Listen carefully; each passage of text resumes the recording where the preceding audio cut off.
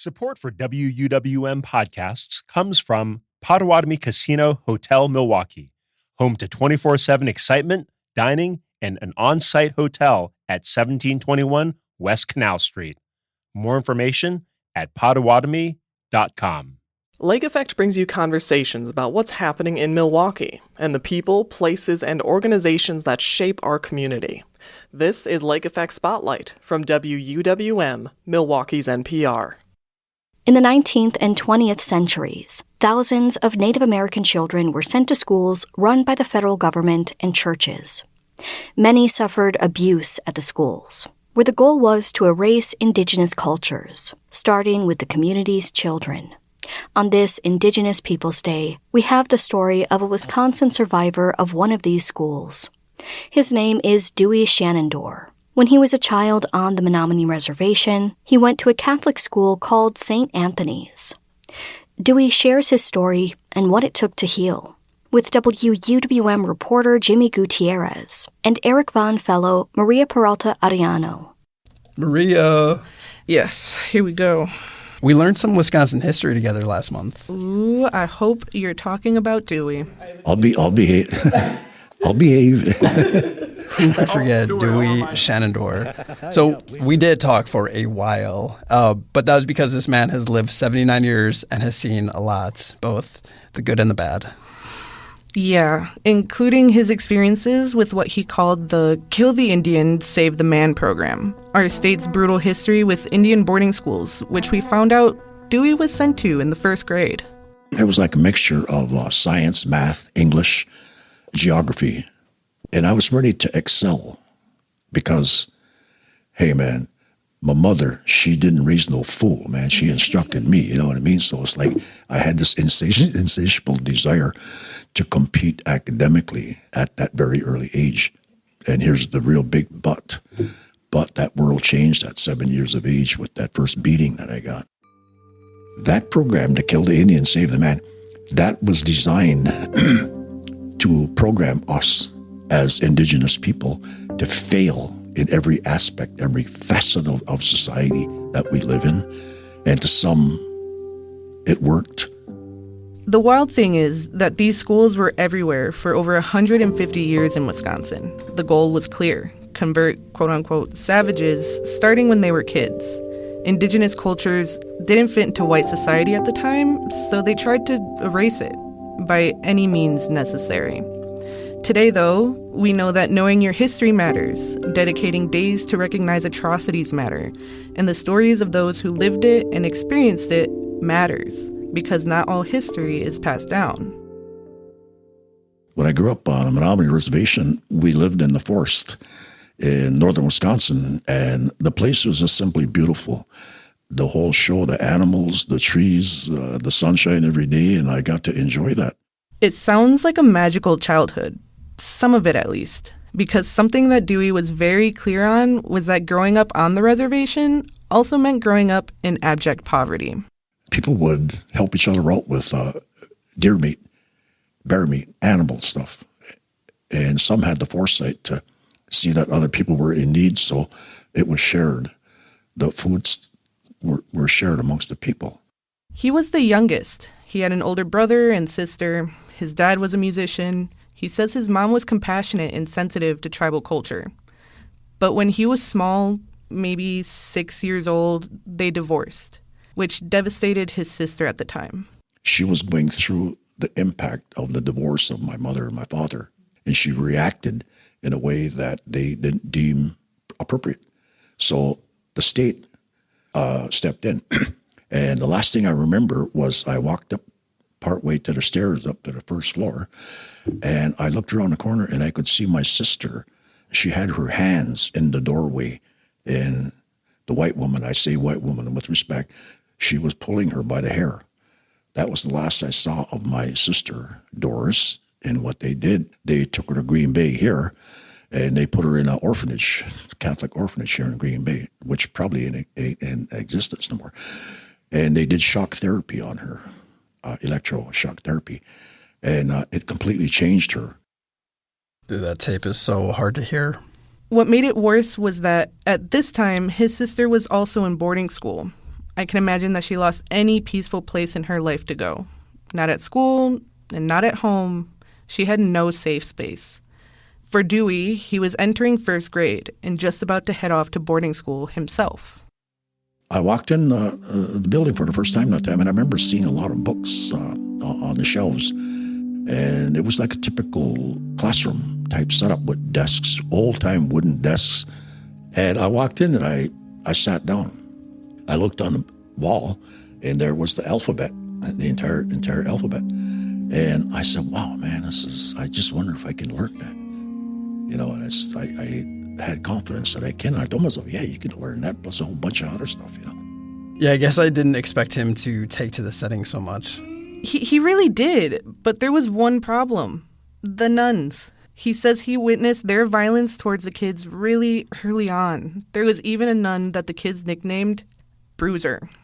Wherein when I would hear this negative energy coming out of her, I would have to tell myself, turn off the volume. In my mind, there's an up and down button that's on and off, okay?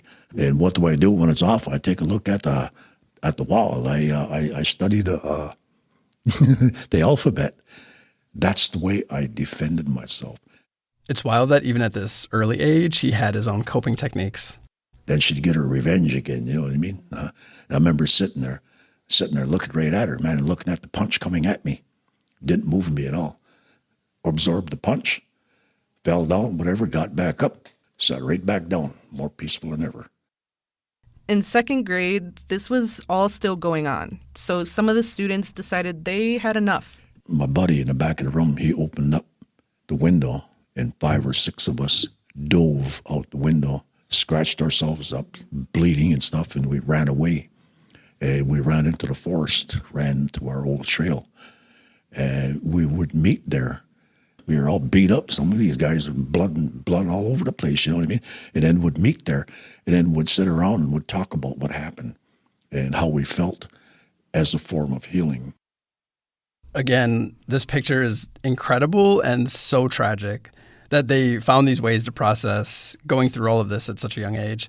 He did say that his Menominee practices had a lot to do with saving him at this time too, but still. That was his life until high school, just trying to survive every day as a child. He wants to give credit where credit is due, though, because he says none of this would be possible without 3 entities: the federal government, the tribe, and the Archdiocese of Green Bay. They all were complicit in the abuse. He was very clear on that. All right, so he gets out of boarding school, thankfully, and he starts high school in Shawano, Wisconsin, and he experiences a ton of racism. And this is where he goes to his guidance counselor for guidance. And I was so sick of it by then. I walked in the counselor's room one day and I says, Mr. Counselor, I have an idea that I have to tell you about. And he says, what's that? I told him, I says, I'm going to be 17 years old in so many months. After that, I'm out of here. I don't want nothing to do with school, education, indoctrination, nothing. And he says, well, okay. You would think that a counselor would counsel somebody who was saying something like that, and try not persuade him. But that's the level of racism that I had to deal with at that time. Dewey struggled for a while after dropping out. First, he says he moved around the state. Then he joined the Air Force. Even tried his best to assimilate into white culture that surrounded him. Yeah, it feels like that time was really important for him just to kind of experience the world and find himself, which ultimately led him back into tribal teachings. And that's kind of where everything changed because he found this mentor, an elder he worked with who led these ceremonies. At that age of 30, he told me one day, he says, I want you to sit down on the side of me, sit next to me. He says, you can learn what you want from the ceremonies. Very brilliant, simplistic old man. I didn't know I was going to become his assistant. That blew me away, man. It blew me away completely. He spoke in a ceremony one time in front of the people. He says, if I'm not here, he says, this man here will slide over into my chair. This man, these ceremonies really changed Dewey's life. They led him back to what was important to him. I should conclude with that part of that because that is something that not too many people can understand why I talk about my total relief from Christianity and from Catholicism was by my acceptance of these customs and traditions of my people.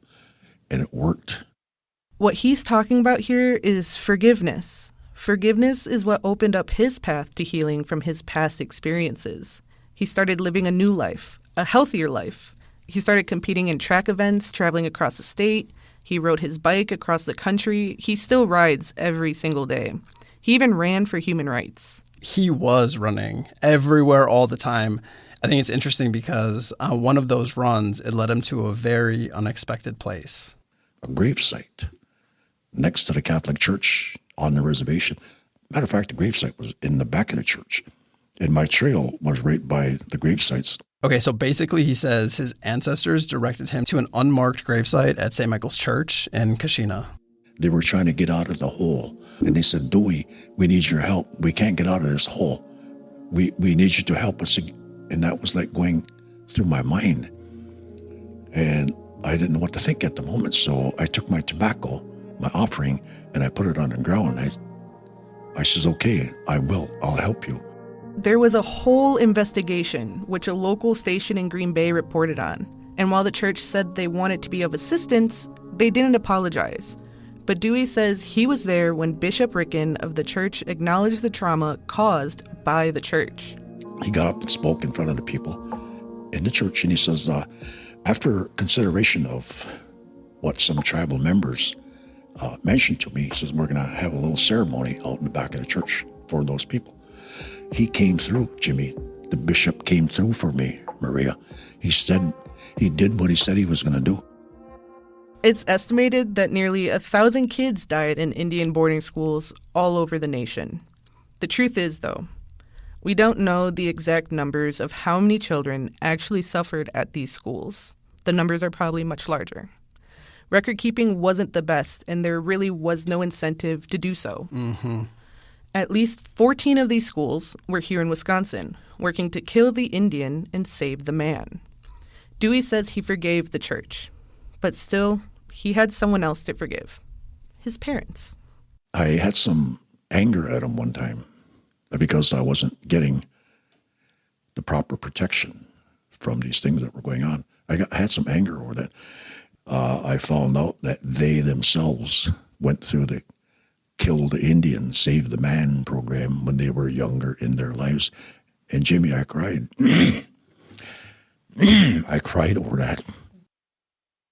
Everybody in my family was impacted in a real profound way that created sibling rivalry, confusion, every aberration of the psychological mindset that we had at that time was impacted by Kill the Indian, Save the Man.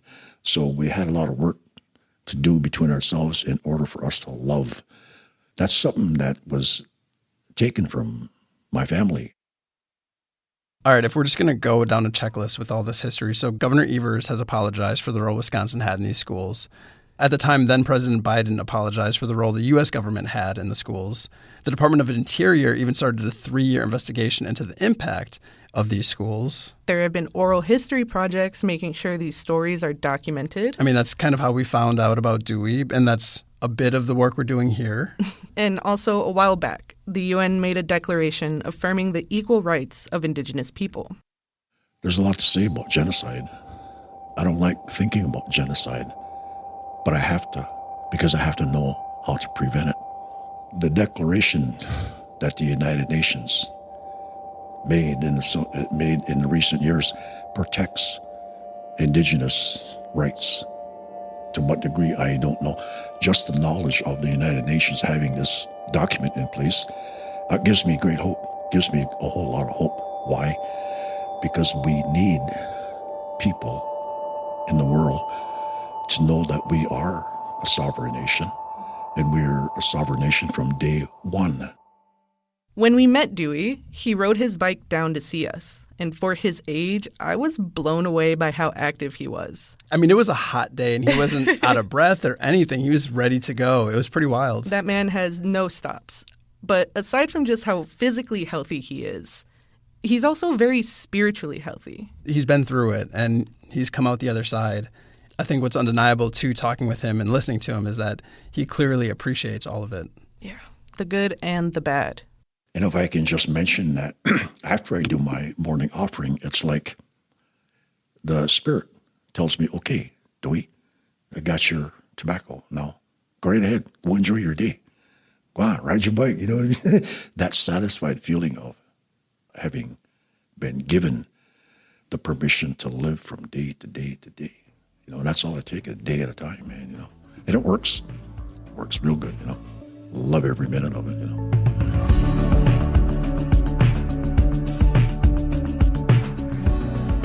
That was Wisconsin residential school survivor Dewey Schanandore. He spoke with WUWM reporter Jimmy Gutierrez and Eric Vaughn fellow Maria Peralta-Arellano.